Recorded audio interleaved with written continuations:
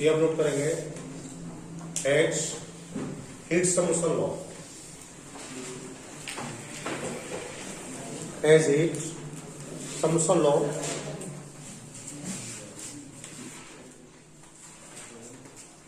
ये शब्द है हेंस का ऊष्मा योग, हेंस का ऊष्मा योग संतुलन नियम। हेंस का ऊष्मा योग संतुलन नियम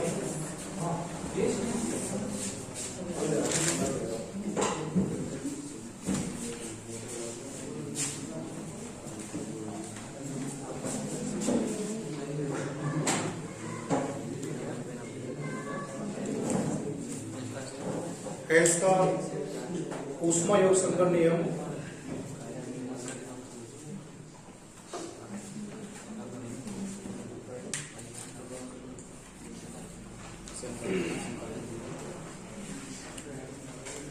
देखिए भाई, बहुत सारे प्रोसेस को हम लोग स्टडी करते हैं और जो प्रोसेस हम लोग स्टडी करते हैं उनमें क्या क्या हम लोगों ने स्टडी किया है। अभी आपके लिए हीट के बारे में डिस्कस करेंगे। इस लॉ में बहुत इंपॉर्टेंट लॉ है और हमारा चैप्टर इसी के साथ फिनिश हो जाएगा। बहुत सारी बातें पढ़ानी है आपको मेरे को इसमें। जैसे कोई प्रोसेस हमारे पास है, ए से बी का फॉर्मेशन कर रहा हूं मैं, और ए से जब मैंने बी का फॉर्मेशन किया है तो इस प्रोसेस में जो हीट चेंज हुआ है वो डेल्टा एच किलो जूल है। डेल्टा एच किलो जूल इसमें हीट चेंज हुआ है। मैंने बताया कि हीट फॉर्मेशन का ये डायरेक्ट स्टेप है। भाई ये ऐसे हमने बनाया, ए से बी बनाया हमने, और ए से जो हमने बी बनाया तो ए से बी बनाने में डेल्टा एच हीट को हम लोगों ने चेंज किया है। इतना ऊष्मा का परिवर्तन हुआ इसके अंदर। अब क्वेश्चन क्या है हमारा आपसे? क्वेश्चन हमारा यह है, क्या ए से बी का जो फॉर्मेशन आप कर रहे हैं इस फॉर्मेशन को आप किसी और प्रोसेस से कर सकते हैं? तो मैंने आपको समझाया कि हम लोग इसमें एक से ज्यादा स्टेप्स का भी इस्तेमाल कर सकते हैं। कैसे कर सकते हैं? देखिए भाई, जैसे हमने आपसे कहा कि जैसे इसको आप समझने की कोशिश कीजिएगा। जैसे ये वाला हमारे पास एक फिगर है,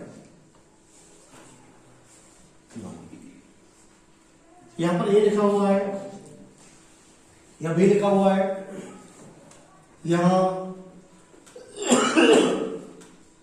सी लिखा हुआ है, यहां डी है। ए से बी का जो फॉर्मेशन हम लोग कर रहे हैं वो ए से बी बनाने का डायरेक्ट स्टेप है। लेकिन ए से बी बनाने के मैंने और भी स्टेप नोट कर दिए हैं।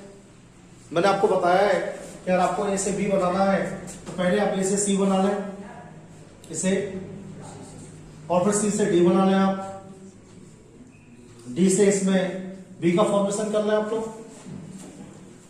तो आप ए से बी का सी का फॉर्मेशन कर सकते हैं, सी से डी का फॉर्मेशन कर सकते हैं, डी से बी का फॉर्मेशन कर सकते हैं। तो ये वाले जो स्टेप मैंने नोट किए हैं ना, ये वाले लास्ट वाले ये जो स्टेप है वो डिफरेंट स्टेप है हमारे पास। यहां पर जो हीट चेंज है वो कितना है? यहां पर जो हीट चेंज है बेटे वो डेल्टा एच किलो जूल है। लेकिन मैंने बताया जब हम लोग डिफरेंट टाइप के स्टेप्स में ट्रांसफर होंगे,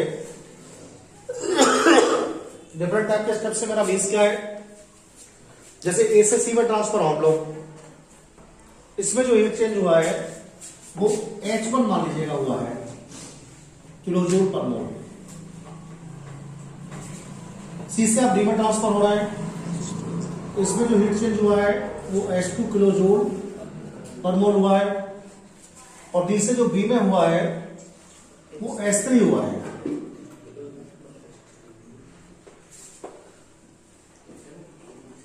तो पहले वाला जो स्टेप है, जो डायरेक्ट स्टेप है बी फॉर्मेशन का,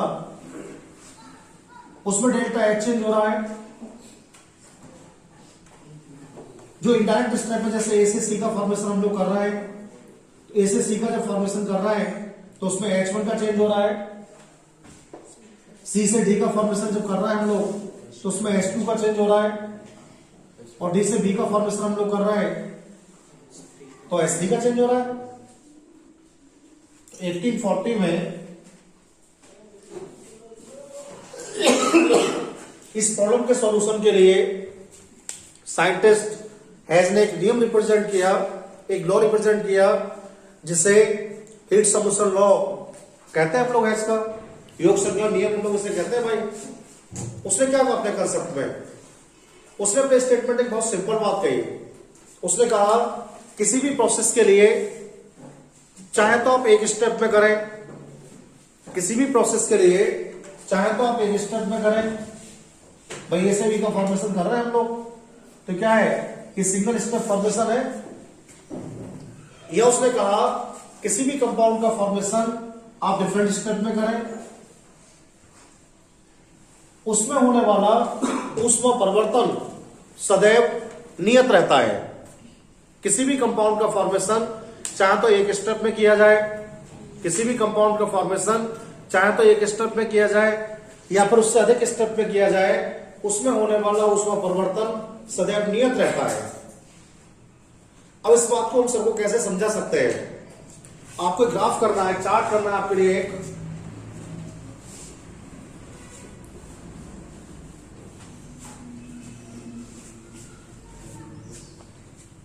जैसे मैंने क्या बताया आपको, मेरे को ए से बी बनाना है,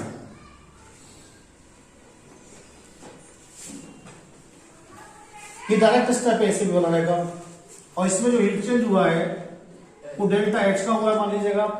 तो मैं यहां ना लिख के से इस पर लिख देता हूं ऊपर भाई डेल्टा H।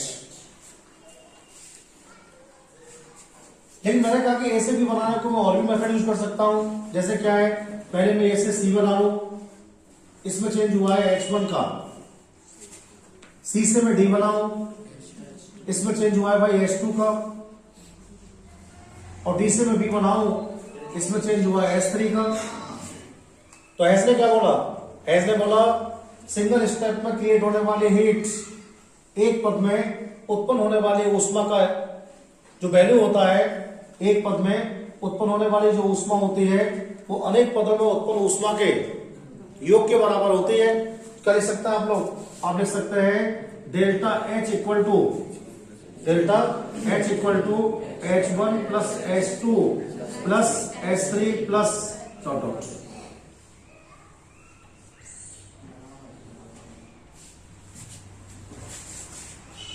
ये हैंस का नियम है भाई। क्या कहा हैंस का स्टेटमेंट में, हैंस का स्टेटमेंट में कहा किसी भी केमिकल प्रोसेस के लिए या किसी भी फिजिकल प्रोसेस के लिए चाहे तो आप एक स्टेप में कराएं या फिर अनेक स्टेप में कराएं, चाहे तो आप एक स्टेप में कराएं या फिर अनेक स्टेप में कराएं, उसमें होने वाला थर्मल चेंज ऑलवेज कांस्टेंट होता है। यानी उसमें जो ऊष्मा का परिवर्तन होता है वो सदैव क्या होता है, नियत होता है। साइंटिस्ट ने पूछा कैसे कांस्टेंट होगा, तो उसने एक एग्जांपल बताए बहुत सारे, उनमें से कुछ को मैं डिस्कस करता हूं आपके लिए।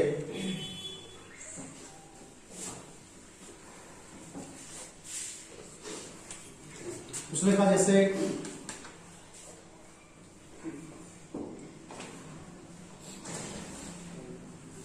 स्टेप फर्स्ट हमारे पास है, स्टेप फर्स्ट हम लोग का किए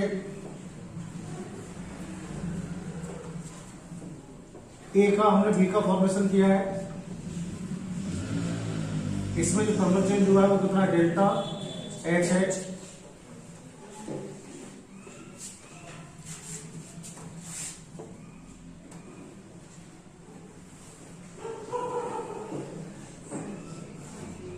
अदर स्टेप क्या है हमारे पास? अदर स्टेप में हमारे पास ए से सी है, सी से डी है और डी से हमारे पास बी है। इस वाले स्टेप में जो चेंज हुआ है वो H1 है किलो जूल पर मोल। इसमें जो चेंज हुआ है वो H2 है किलो जूल पर मोल। इसमें जो चेंज हुआ है वो H3 है किलो जूल पर मोल। यही कहा है कि भाई पहले वाला स्टेप जो आपका उसका जो हीट है वो डिफरेंट स्टेप में जो हीट जनरेट हो रहा है उस हीट की क्या है? एडिशन के इक्वल है, एडिशन के इक्वल है। आप लोग इसे केमिकल रिएक्शन पर कैसे अप्लाई कर सकते हैं? ठीक है, अगर आपको इसे केमिकल रिएक्शन पर अप्लाई करना है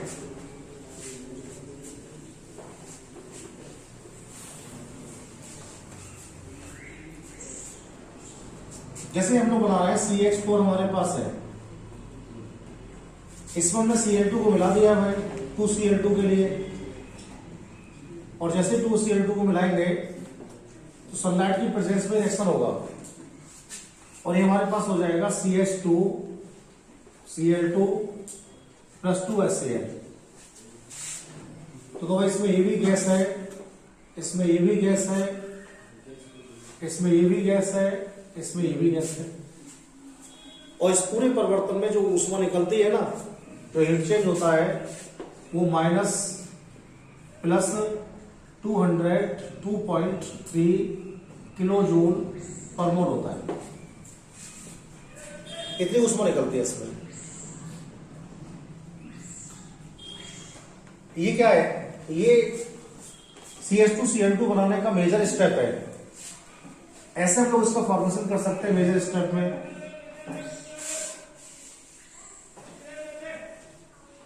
लेकिन हैज ने बताया कि आप इसे 2 स्टेप में भी बना सकते हैं। अगर आप इसको 2 स्टेप बनाना तो कैसे करेंगे आप लोग? उसने कहा जैसे हमारे पास क्या लिखा हुआ है, ये CH4 हमारे पास है, इस CH4 में हम लोग Cl2 को मिला दें और जैसे CH4 में Cl2 को मिलाएंगे सूर्य के प्रकाश की उपस्थिति में तो HCl निकल जाएगा इससे, और एक इसमें से निकल जाएगा CH3Cl। इस प्रोसेस में जो हीट चेंज होगा वो 98.3 होगा किलो जूल पर मोल। अगर हम लोग इसे दूसरे स्टेप में करना चाहे, पूरा नहीं हुआ, ये बनाना है हम लोगों के लिए, तो हमने बताया कि एक काम करते हैं, जो CH3Cl आपके पास है उसमें हम लोग फिर से Cl2 मिला देते हैं। 2 तो Cl2 थे हमारे पास और 2 मिलाएंगे दोबारा से तो सनलाइट की प्रेजेंस में होगा तो इस बार HCl पे निकल जाएगा एक, और जैसे HCl निकलेगा तो ये हो जाएगा बेटे CH2Cl2, और इसमें जो हीट चेंज होगा वो 104 किलो जूल पर मोल होगा, 104 किलो जूल पर मोल होगा। तो ये इसको बनाने का पहला स्टेप है, और इसको बनाने का दूसरा स्टेप है बेटे।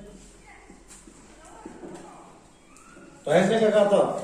हैज ने कहा था एक से ज्यादा स्टेप का यूज करेंगे तो उनमें भी ऊष्मा क्या आएगी? उतनी आएगी। तो आप देख सकते हैं अगर आप इन दोनों स्टेप्स को जोड़ दें, ऐड कर दें दोनों स्टेप्स के लिए, अगर हम लोग दोनों स्टेप्स को ऐड करते हैं तो देखो इधर जो होते हैं ना उन्हें रिएक्टेंट कहते हैं, इधर जो होता है प्रोडक्ट कहते हैं हम लोग। तो जो सामान होते हैं वो कट जाते हैं। देखो इधर जैसे CH3Cl है, इधर भी CH3Cl है, कैंसिल हो जाएगा ये, और कुछ नहीं कट रहा है। देखो तो बराबर है सब वैल्यू। इधर क्या हो जाएगा? CH4 हो जाएगा इधर प्लस Cl2 कितना हो गया? 2Cl2 हो गया। एरो U भी लगाना पड़ेगा आपको, अल्ट्रावायलेट 2HCl हो गया प्लस CH2Cl2 प्लस अगर आप इसे ऐड करेंगे तो 202.3 किलो जूल पर मोल हो जाएंगे। यही कहा है अपने स्टेटमेंट में ये सारे सब्सटेंस कैसे हैं? गैस है। ये सब कैसे है? गैस सब्सटेंस है। तो ये सब गैस लिखना पड़ेगा आपको इसमें यहाँ पर। तो देख सकते हैं हम लोग इस पूरे प्रोसेस के अंदर कि हमने जब CH2Cl2 का फॉर्मेशन एक पद में किया था तो एक पद में करते समय जो ऊष्मा का चेंज हुआ है वो 202.3 किलो जूल पर मोल हुआ है। लेकिन जब इसे 2 स्टेप में मैंने किया है तो 2 स्टेप में भी इतना ही हुआ है। पहले वाले में कितना हुआ है 98.3 हुआ है और दूसरे वाले में 104 हुआ है। तो बड़ा इंपोर्टेंट लॉ है इसका, बहुत सारे एग्जाम में आता है। हमारे 11th के एग्जाम में तो 100% आएगा पेपर में।